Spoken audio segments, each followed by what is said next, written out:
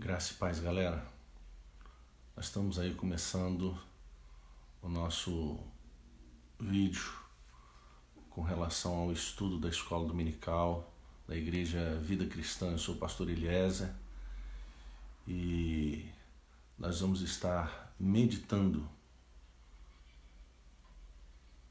na nossa lição, cujo tema é o começo da rebelião. Estou dando um tempo aí para ver se as pessoas adentram, né?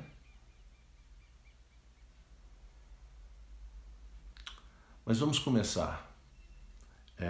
O objetivo geral dessa nossa meditação é: nada para Deus é tão desgostoso do que a rebelião, pois remonta o começo de todo pecado no universo, Satanás querendo ser Deus. A gente precisa lembrar que toda a história de pecado, toda a história do mal do universo começa com o diabo querendo ser maior do que Deus. E aí nós temos um problema, né? Deus tem uma dificuldade no sentido de não estar satisfeito, de não gostar, de realmente trabalhar contra essa rebelião, esse ato que sempre vem de um movimento de baixo para cima. Objetivos específicos. Toda rebelião advém do movimento de baixo para cima, ou seja, não começa na igualdade, começa de alguém que está embaixo querendo se sobrepor sobre o outro, não é? A hipocrisia ainda é uma arma poderosa do inimigo no meio do povo de Deus. Nós vamos ver naquilo que nós vamos meditar que a hipocrisia não é algo novo, é algo velho, já faz tempo que ele está inserido no meio da humanidade, não é? E isso tem sido um problema principalmente no meio do povo de Deus. Na sociedade existe uma hipocrisia, mas ela é até um pouco mais amena do que no meio do povo de Deus, porque o povo de Deus ele precisa disfarçar algumas coisas, né? Há tempo para todas as coisas, inclusive de fugir quando necessário. Nós vamos ver aqui o texto que Davi, quando ele vê que Absalão está chegando, e é sobre isso que nós vamos meditar hoje, ele não confronta. Ele sabe, percebe o momento de sair de cena, de ter que sair de Jerusalém para não correr o risco de já ser derrotado na primeira vez. Então, há tempo para todas as coisas, inclusive fugir quando necessário. A Bíblia também vai dizer em outro texto, né? Fugir da aparência do mal. Tem momento que é hora de fugir. Nós estamos numa situação agora que o momento é fugir, é ficar em casa, né? Fugir do vírus, se acomodar dentro de casa, não se expor diante de toda uma situação que nós estamos vivendo. É tempo de nos esconder, de fugir, tudo bem? A leitura bíblica se encontra em 2 Samuel, capítulo 15, do verso 1 ao 13. E o texto vai nos dizer assim: Depois disto, Absalão fez aparelhar para si um carro e cavalos e 50 homens que corressem adiante dele.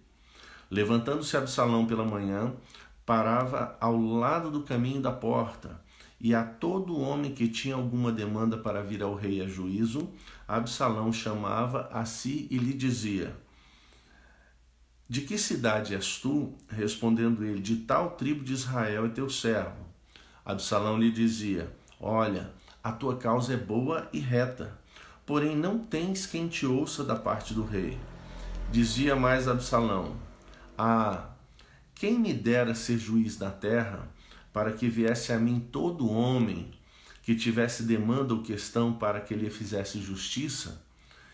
Também quando alguém se chegava a ele para fazer-lhe reverência, ele estendia a mão, pegava dele e o beijava. Olha só, aqui eu quero chamar a atenção para você entender o que o texto está dizendo aqui.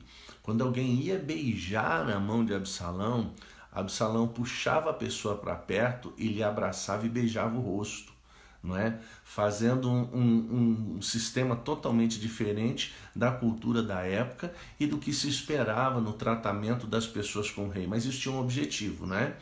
Aproximar as pessoas dele e ganhar o coração dessas pessoas. Vamos lá agora para o verso 7 do capítulo 15, né? O verso 6, perdão. Desta maneira fazia Absalão a todo Israel que vinha ao rei para juízo, e assim furtava Absalão o coração dos homens de Israel. Verso 7.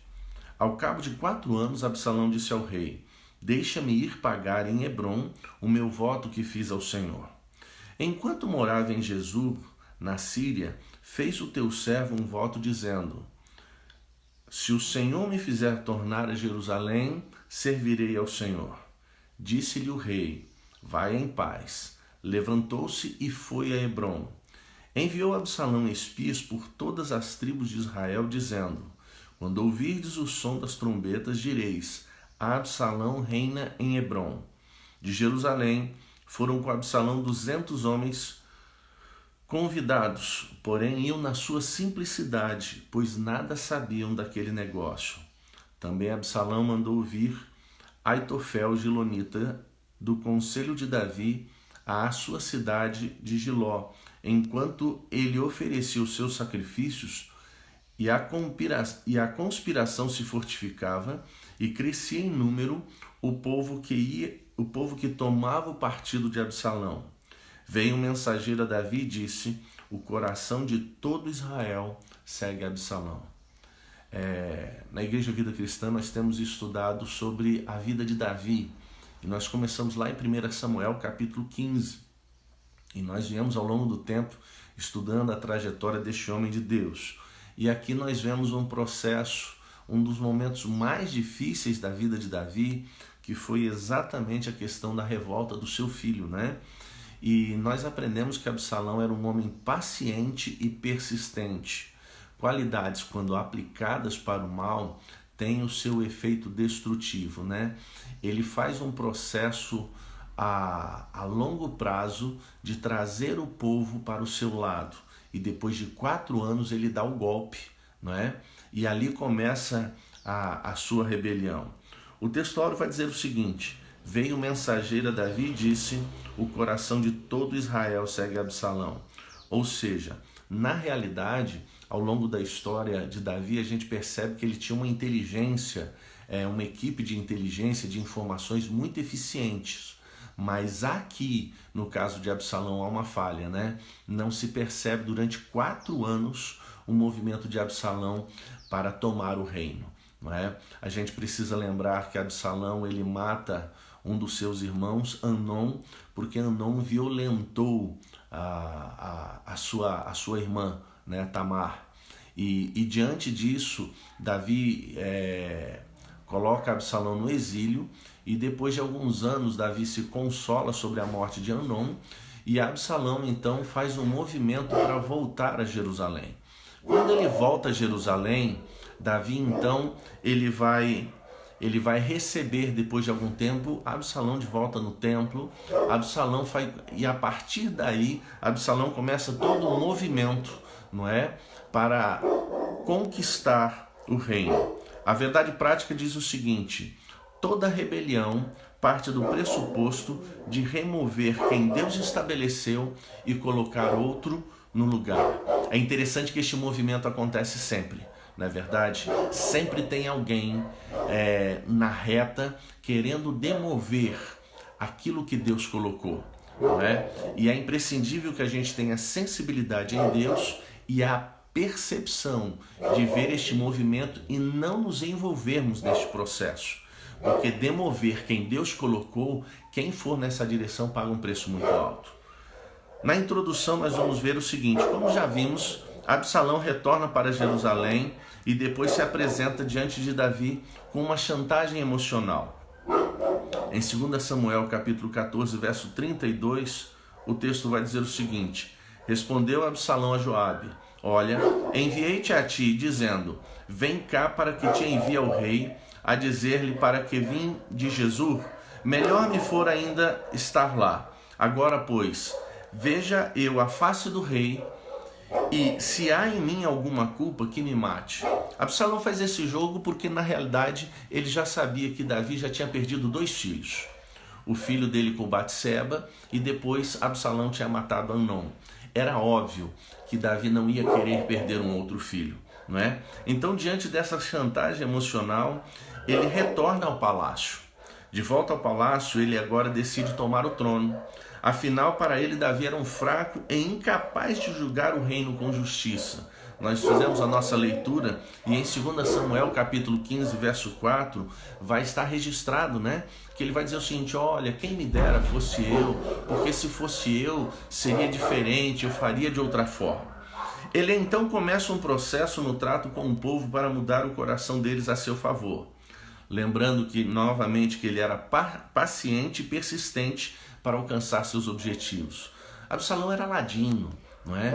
Ele tinha foco, ele tinha objetivos e ele faz todo o movimento para que isso aconteça. A estratégia dele tem a ver com dedicação. Além de aparelhar o carro para si 50 homens que corressem com ele, o texto vai dizer que ele pela manhã parava ao lado do caminho da porta. Este lugar era para encontrar pessoas que iriam apresentar seus problemas ao rei. Ao fazer isso logo pela manhã, ele antecipa a seu pai com um discurso muitas vezes diferente também. Olha só que interessante, né?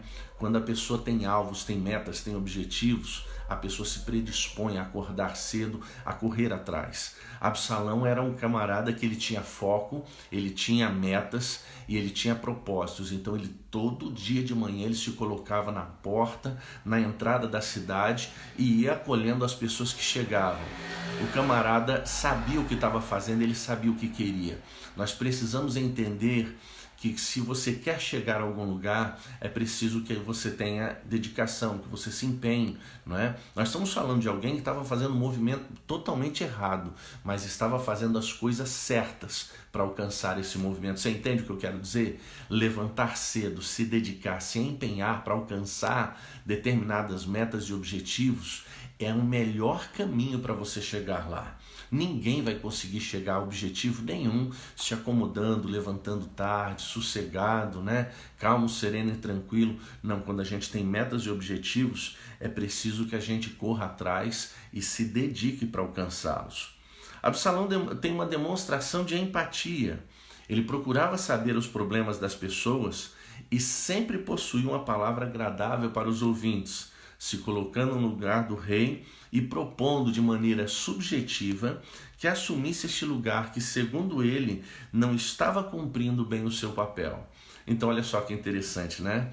Um camarada que tem objetivos de tomar o trono, é lógico que ele vai demonstrar empatia. É lógico, ele precisa demonstrar interesse nas pessoas. Na verdade é o que todo político faz hoje, né? O que está acontecendo com você? Olha, qual é o problema do bairro? Você já ouviu isso? É bem isso que Absalão estava fazendo aqui. E Davi não sabia de absolutamente nada, né?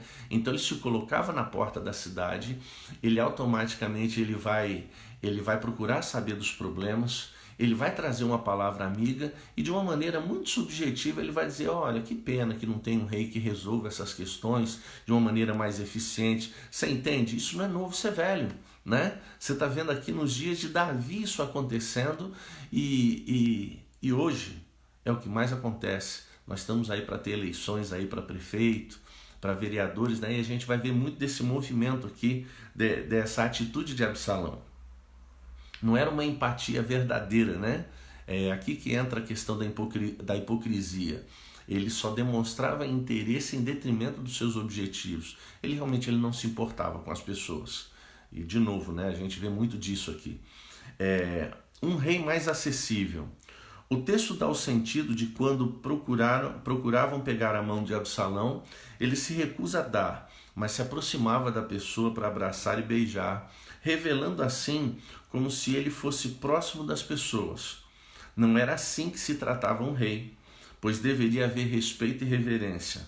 Absalão se apresentava ao povo diferente de seu pai, mas tudo não passava de encenação para conquistar o povo. Então você veja só, a atitude de não aceitar que beijasse a mão, levantar a pessoa, abraçar, beijar na face, né?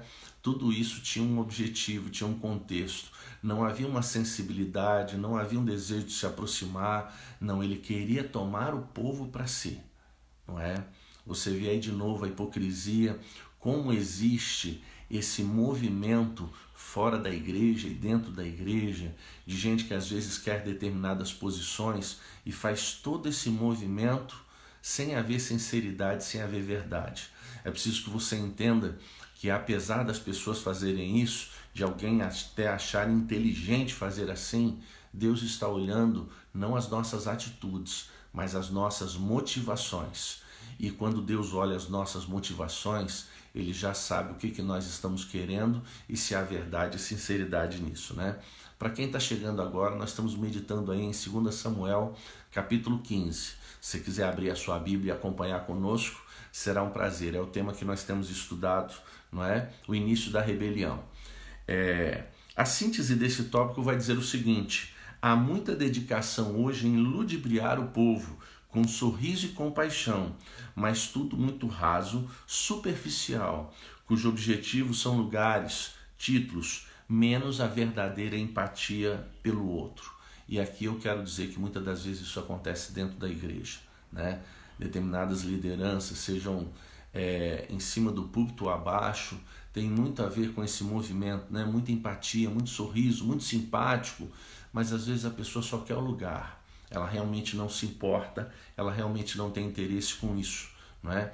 E nós precisamos buscar em Deus discernimento, não é? Para a gente ter a sensibilidade do Espírito para saber, opa, olha quem é, olha o que está fazendo, isso aqui não é verdadeiro.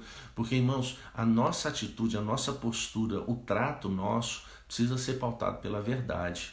O Evangelho convida-nos à autenticidade, né? Cristo foi autêntico e a verdade precisa estar não só no nosso discurso, mas nas nossas atitudes, nas nossas posturas. O processo da rebelião, né? O roubo. O texto revela que com o empenho de Absalão, ele vai roubando o coração do povo. Aqui, pela primeira vez, o serviço de informações de Davi não lhe revelou a trama de Absalão. E com isso ele vai sendo destronado gradativamente até o momento apropriado, onde só restará a Davi fugir. É interessante, né? 4 anos Absalão trabalha.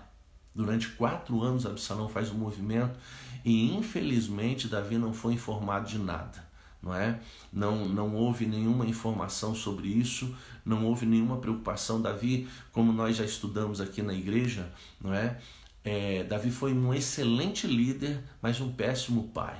Ele não acompanhava os seus filhos, ele não era um pai presente, ele não prestava atenção nos seus filhos e muita coisa deu errado na casa de Davi em detrimento dessa negligência paterna dele. O tempo chegou. Em 2 Samuel 15, do 7 ao 9, o texto vai dizer: se passaram 4 anos, grande parte do povo já admirava Absalão. Ele agora propõe a seu pai o desejo de pagar um voto ao Senhor. Mentira, não é? Ele estava indo para a cidade de Hebrom para começar a reinar a partir de lá. Interessante, o mesmo lugar que Davi começou a reinar Israel. Se você se lembrar direitinho, quando Davi assume o reino, Israel está dividido.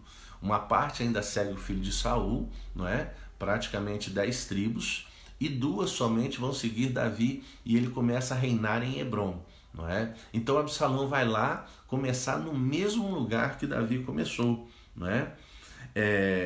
Ele já estava num processo de rebelião e agora ele vai com uma mentira para dar início realmente ao seu reinado, né? Há uma convocação onde ele leva inclusive algumas pessoas inocentes lá, não é? Para que os espias possam tocar trombeta e todo mundo acabar elegendo, colocando Absalão como rei sobre todo Israel. O pecado realmente cega um homem e afasta do caminho bom. Absalão já se mostrou desde o início um homem perverso, com sentimentos, com desejos, ladino, maquiavélico, né? Em todo o seu trato. Nós vemos que também ele esperou 2 anos para matar o seu irmão, e você vê como é que o pecado cega o homem, né? O desejo de poder, não é? Faz você quebrar um monte de princípios, faz você quebrar um monte de regras, não é? E é imprescindível que você tenha a sensibilidade de perceber e retroceder quando necessário, não é? Porque a Bíblia vai dizer que um abismo chama outro abismo. Absalão reina. Em 2 Samuel 15, do 10 ao 12, Absalão envia espias a promover uma nova ordem, né? ao som da trombeta direis, Absalão reina em Hebrom.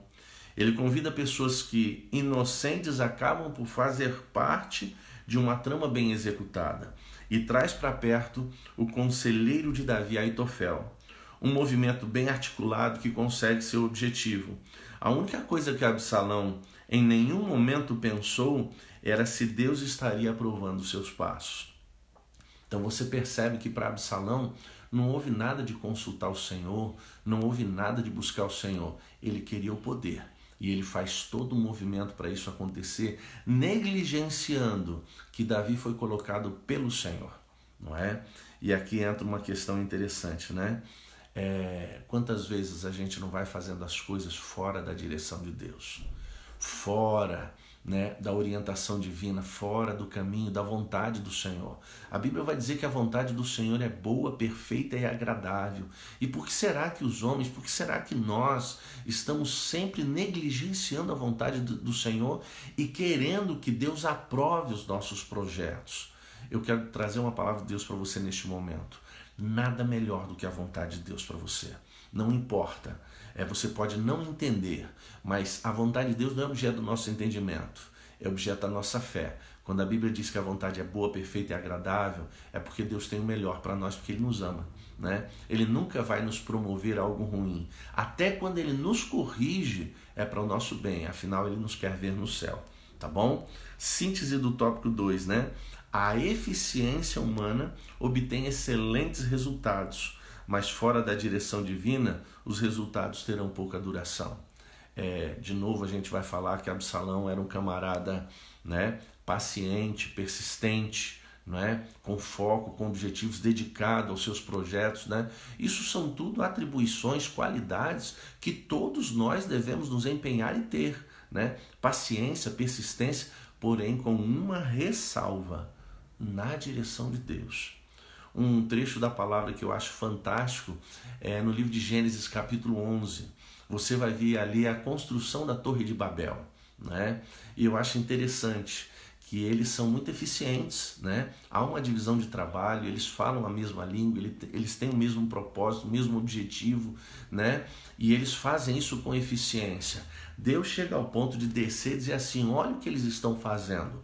Não haverá impedimento para aquilo que eles intentam fazer. Mas o que aconteceu?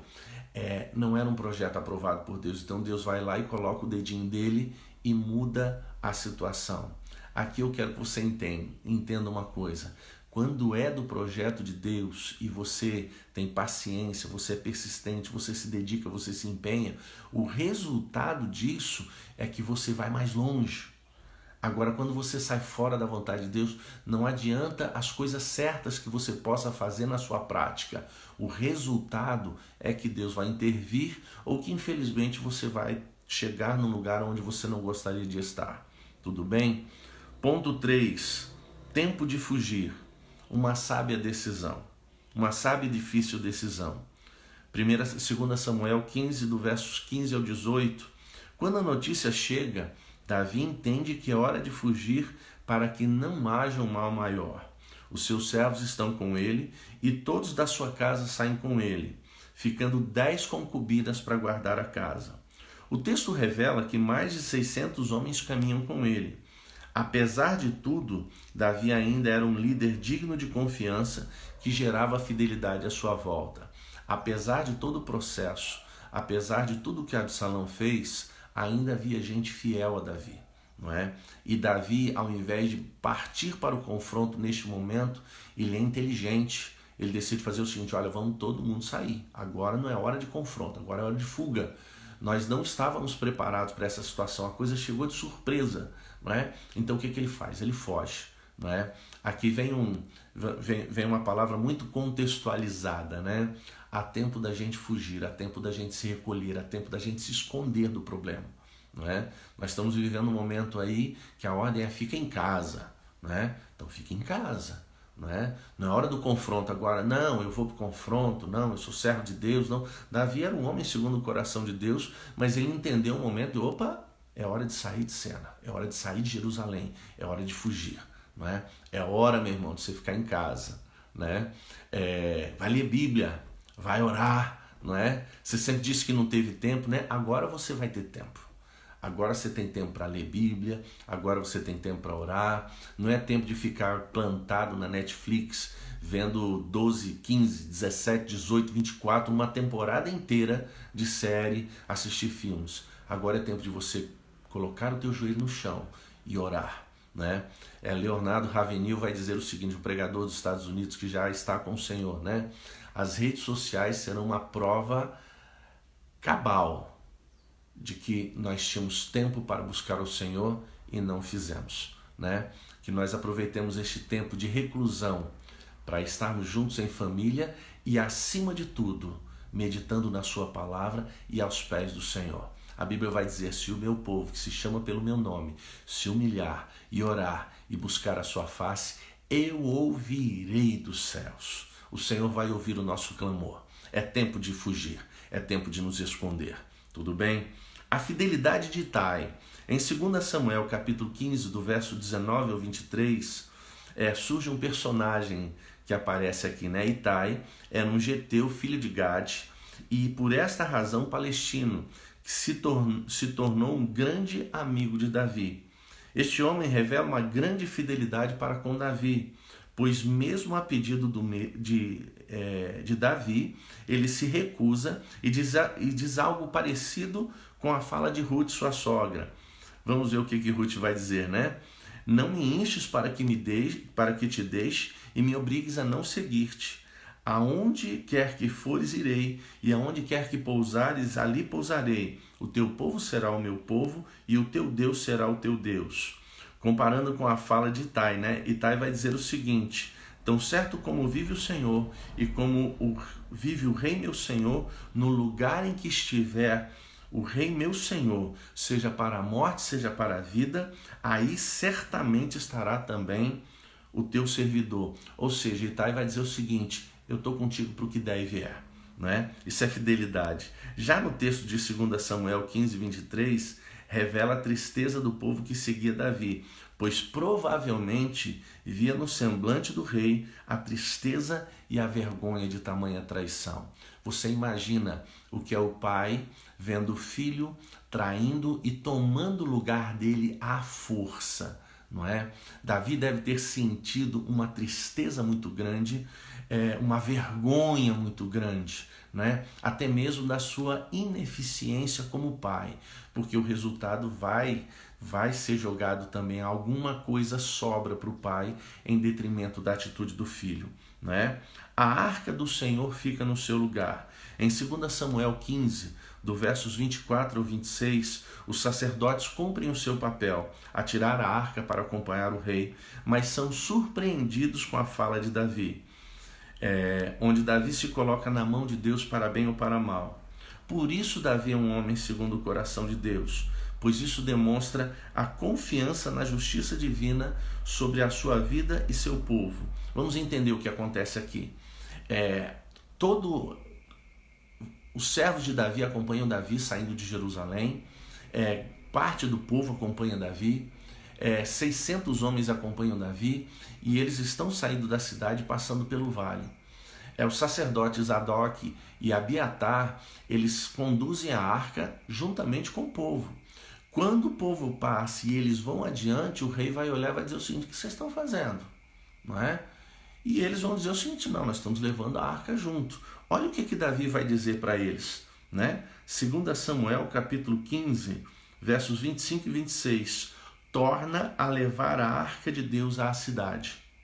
Se eu achar graça aos olhos de Deus, ele me fará voltar para lá e me deixará ver a arca e sua habitação.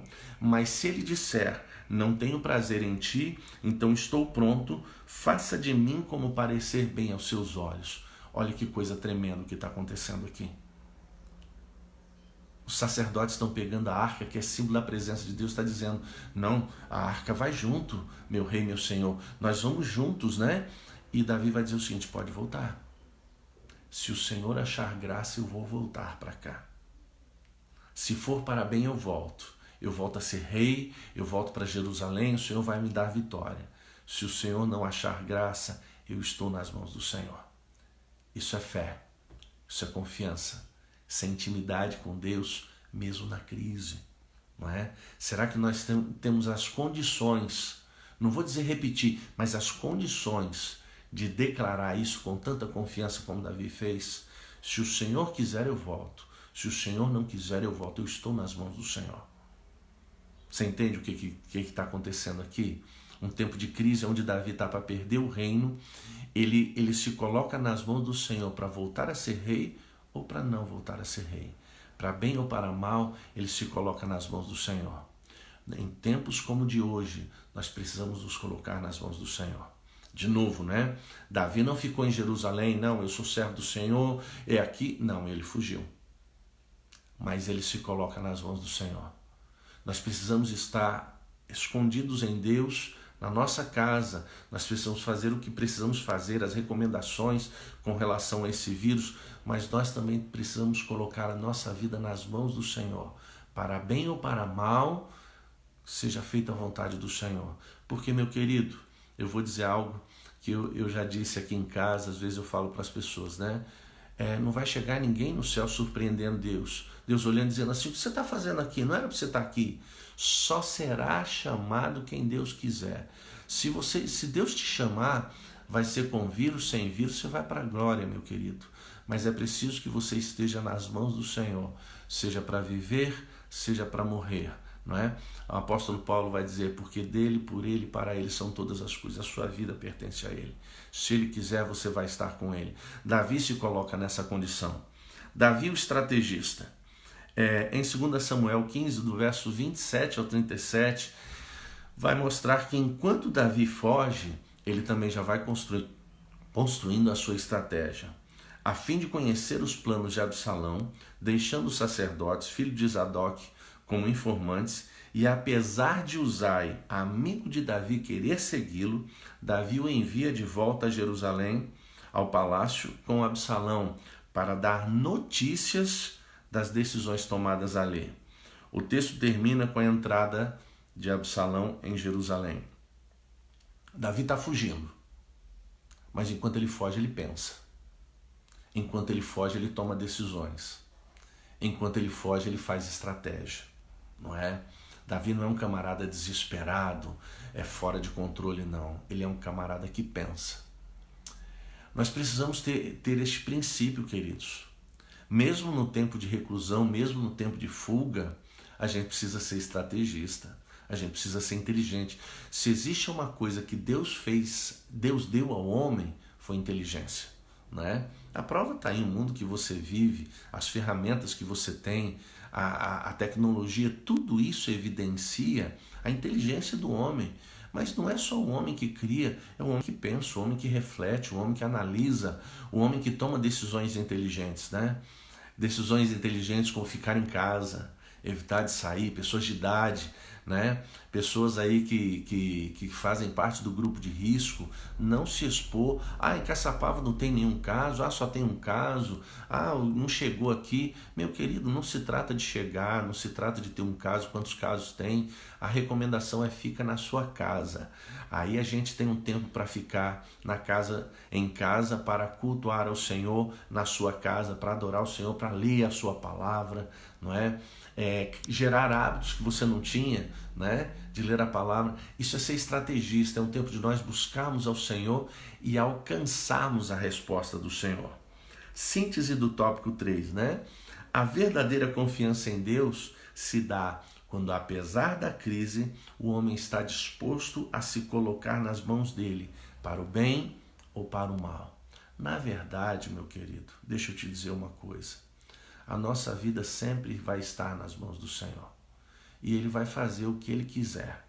Como é que Deus vai fazer o mal, pastor? Você quer viver, mas de repente Deus vai te chamar. E aí, talvez pense, olha, é um mal que está vindo. Não, a Bíblia vai dizer que o Senhor tem alegria com a morte do justo, porque vai recebê-lo, vai acolhê-lo em seus braços. Não é?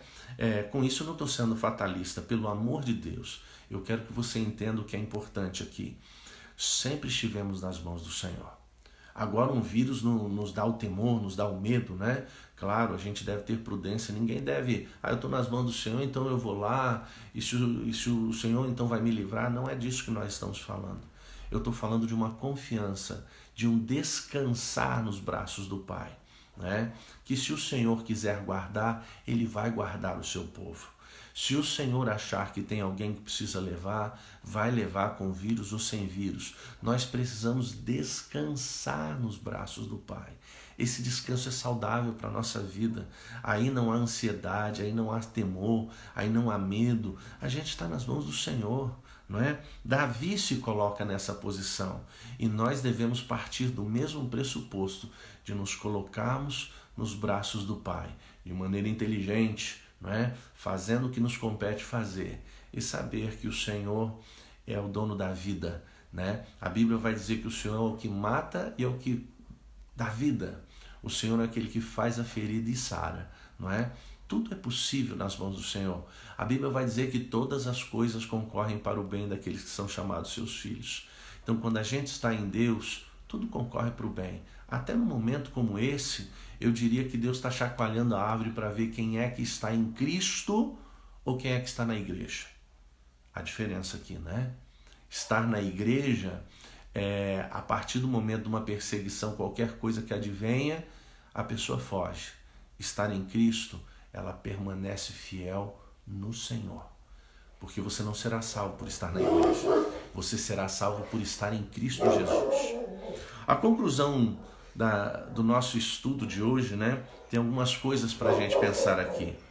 No mundo atual, muita hipocrisia tem surgido no meio cristão em detrimento de uma visão superficial da fé que, segundo as Escrituras, revelarão em algum momento a essência de cada um. Meu querido, não estranhe haver hipocrisia no nosso meio, isso faz parte, né? Eu quero lembrar você que Jesus, quando veio ao mundo, ele encontrou os religiosos e eram eles que Jesus acusa de hipocrisia. Não é as pessoas do mundo, não. Jesus ia de encontro a prostitutas, a cobradores de impostos, às piores pessoas, mas ele nunca chamou essas pessoas de hipócritas. Já os religiosos, Jesus confrontou eles o tempo todo, porque a gente gosta de fingir ser, não é verdade? Mas o Senhor sabe quem é. A essência de cada um em algum momento vai aparecer. Eu diria para você que nos dias de hoje, muita coisa vai aparecer. Porque é fácil eu ser crente na igreja. Eu quero ver você ser crente fora dela. Eu quero ver você ser crente quando você não pode ir à igreja. Eu quero ver você ser crente na sua casa, tendo o fruto do Espírito, não é? Que não advém de você estar na igreja, mas de um relacionamento com Cristo. O relacionamento com Cristo é que nos leva à igreja, não é? E se agora você não pode ir na igreja, o relacionamento não será interrompido, porque não depende da igreja, depende de vida com Deus que você precisa ter. Tá bom, meu querido? Toda competência humana pode alcançar excelentes resultados, mas fora da vontade divina, eles serão temporais e suas consequências destrutivas. A vontade de Deus é boa, perfeita e agradável. Fora dela não há vontade do Senhor.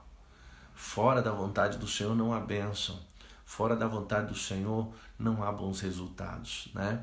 Talvez você vá chegar onde você quer, mas esse lugar que você quer chegar não é o lugar onde Deus gostaria que você estivesse.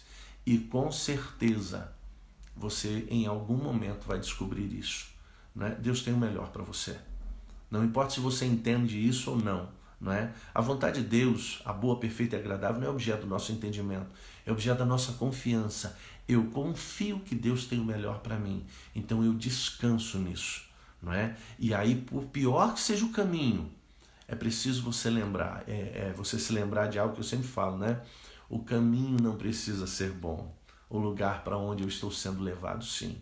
Eu acho que é isso que a gente não pode perder, a visão, o entendimento de maneira nenhuma. Não importa o caminho que eu estou trilhando, importa é para onde eu vou, aonde eu vou chegar. Este lugar é importante e se for no centro da vontade de Deus, o lugar será bom, perfeito e agradável para a minha vida e para a sua vida. E por fim, a confiança em Deus, em nossas posturas e orações, nos levarão a seu tempo a vitória. Escute o que eu vou dizer para você. Existem momentos de crise, né? Jesus deixou claro o seguinte: no mundo tereis aflições. No mundo. Você está no mundo caído, onde as adversidades vêm. Existe uma fala que esse vírus foi criado para isso, para aquilo. Não é difícil de ter acontecido, não. A gente sabe muito bem o quanto a perversidade humana pode ir longe, não é? Às vezes a gente vê isso muito perto de nós, tem notícias. Nesse mundo caído, nós vamos ter momentos de alegria, nós vamos ter momentos de paz, mas não é o tempo todo. Não é porque você tem Jesus que ele vai te colocar numa estrada de tijolos de ouro, num jardim florido. Não. Na realidade, você está no mundo caído, não é? Eu diria para você que a nossa história se parece muito com o povo de Israel no deserto, né? Nesse deserto, teve momentos de fartura, teve lugares que eles se colocaram em oásis, né? Com águas, teve um momento de guerra, teve um momento de escassez, mas nunca faltou a presença do Senhor. É isso que não pode faltar neste mundo que nós estamos vivendo, não é?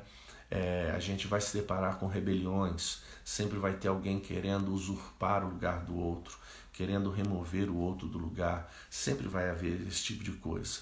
O que nós precisamos fazer é aquilo que o escritor aos Hebreus vai dizer: olhando firmemente para o autor e consumador da nossa fé, Jesus Cristo. Ele é o nosso guia, ele é a nossa referência, ele tem que ser ele tem que ser o elemento necessário para a nossa vida. Nós temos que viver da suficiência de Cristo em nós. Paulo vai dizer aos Colossenses: Cristo em vós, a esperança da glória. Eu espero que essa meditação, estes momentos que nós passamos aqui, de uma maneira muito objetiva, para não ficar muito cansativo, né? Quando a gente está na igreja, a gente estende, dedica um pouco mais, porque as pessoas falam, conversam, e aí a gente aprofunda algumas questões. Aqui tem que ser direcionado, não dá para a gente ficar respondendo nada, mas eu queria que você refletisse sobre isso, né? Toda a trajetória de Absalão, toda a trajetória de Davi é uma história muito bonita, cheia de altos e baixos e cheia de muito aprendizado, que tem tudo a ver com a minha vida e com a sua. Eu gostaria de finalizar fazendo uma oração por você, né? Para que você possa, eu acho que o que a gente pode fechar o assunto de hoje é que nós possamos descansar no Senhor, não é? Assim como Davi manda voltar à arca e ele entrega a sua vida nas mãos do Senhor, seja para ser rei ou não, que nós venhamos a nos entregar nas mãos do Senhor nesse tempo, que nós venhamos a buscar a sua face, não é? E descansar num Deus que preserva o seu povo, não é? Eu tenho visto algumas profecias que foram gravadas de que Deus ia preservar os seus, não é? Que você faça parte disso, que você volte o teu olhar para Cristo. Ainda é tempo, né, de você se colocar na presença do Senhor. Aproveita esse tempo, meu irmão. Para de ver filme, para de se distrair, para de procurar o que fazer dentro de casa. O mais importante que você pode fazer agora é dobrar o joelho, ler a palavra do Senhor, para que a vida com Deus desabroche em você e você sinta essa paz e essa segurança de que se for para viver, é para viver com Cristo. Se for para morrer, é para estar com o Senhor na glória. Feche os seus olhos aí que eu vou orar por você. Pai, em nome de Jesus, nós queremos te agradecer, Senhor, por essa palavra ministrada, pelo aprendizado, por tudo aquilo que temos recebido de Ti. A Tua palavra é lâmpada para os nossos pés, é luz para os nossos caminhos. Ela norteia a nossa vida e o nosso entendimento. Ela renova o nosso entendimento, ela trabalha no nosso coração e deve, Senhor, sujeitar a nossa vontade à Tua, de forma que nós venhamos a viver segundo a Tua palavra, segundo a Tua vontade. Pai, eu venho a Te pedir que o Senhor trabalhe no entendimento e nos corações, gerando, Senhor, a confiança necessária para passarmos por esse tempo de crise, descansando em Teus braços, sabendo que o melhor está nas Tuas mãos, seja para viver ou seja para morrer, que nós estejamos na Tua casa, na Tua presença, Senhor, que nós estejamos diante de Ti neste momento. Senhor, que haja um despertar do Teu povo, um voltar de coração, Senhor, quebrantado, na tua presença, que não seja momentâneo, que não seja temporal, que não seja circunstancial, mas que haja propósitos específicos de, a partir de hoje, uma verdadeira vida com Deus. Em nome de Jesus nós pedimos e agradecemos. Amém. Querido, eu quero trazer uma palavra para você, para nós encerrarmos aqui. Exatamente às 7 horas nós vamos estar iniciando o nosso culto aqui, que será muito objetivo, né? Nós vamos ter um louvor, talvez, quem sabe, né? Talvez uma palavra de alguém, ou no mais um louvor e já a palavra de Deus ministrada. Nós não vamos deixar de nos colocar na presença do Senhor, nós não vamos deixar de ser alimentados pela palavra do Senhor, né? Que a palavra é o nosso alimento, né? Ela fortalece, ela renova o entendimento, trabalha no nosso coração para que a nossa vontade fique aos pés do Senhor. Você é nosso convidado para estar conosco exatamente às 19 horas, tá certo? A Igreja Vida Cristã não vai deixar o seu povo sem alimento. Nós vamos estar ministrando a palavra e eu quero deixar as portas abertas, né? Para, se você precisar de alguma coisa, entre em contato conosco, não é? Entre em contato pelo Face, nós temos o Instagram também, né? Eu vou deixar disponibilizado no Face aí o meu celular, vou pedir para a irmã Débora colocar aí, para, no caso de através do WhatsApp, você entrar em contato, para que a gente possa ajudar, auxiliar no que for preciso neste momento em que você às vezes se sente tão inseguro, tão afastado daquele ambiente espiritual que é a igreja, né? Mas eu quero dizer para você que o ambiente espiritual da igreja